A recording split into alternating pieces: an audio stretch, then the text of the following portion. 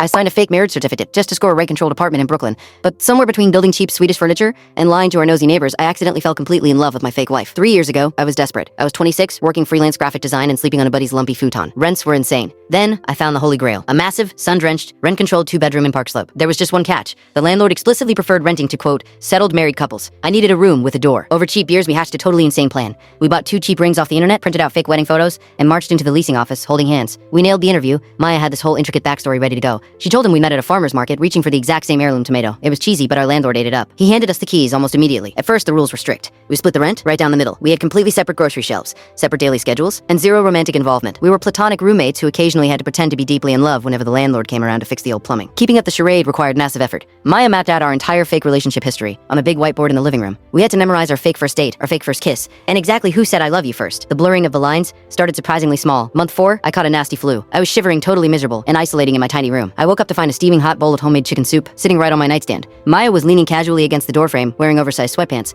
It's just what a good fake wife would do, she said with a tiny dismissive shrug. On month 7, the whiteboard was completely erased. We knew each other's actual habits inside and out. I knew she couldn't sleep without the ceiling fan on high, even in December. She knew I hated pure silence and needed a podcast playing constantly just to focus. We started grocery shopping together on weekends, naturally throwing each other's favorite junk food snacks into the cart. The separate shelves in the fridge slowly merged into one shared space. Our first real test was Thanksgiving. With our families in Ohio and the West Coast, flights were way too expensive, so we stayed in Brooklyn. We cooked a massive turkey, drank way too much cheap red wine, and ended up dancing in the living room to old Motown records. At midnight, we collapsed onto the couch, and I didn't pull away. I desperately told myself it was just the wine talking. A year and a half passed in a blink. We were essentially living a real marriage, just without the legal paperwork. We went to couples game nights hosted by our downstairs neighbors. We argued passionately about whose turn it was to take out the trash, and always made up over morning coffee. Then, last month, the metaphorical bomb dropped. Maya got an absolutely incredible job offer to be the head pastry chef at a fancy Michelin-starred new restaurant all the way out in Chicago. She told me on a Tuesday. The apartment suddenly felt freezing cold. It's a huge opportunity, she said, her voice shaking just a little bit. I'd have to break the lease. You could probably find a new fake wife to take my room. I looked at her, standing there in our kitchen. Not my kitchen, our kitchen. I thought about the fake rings gathering dust in a drawer.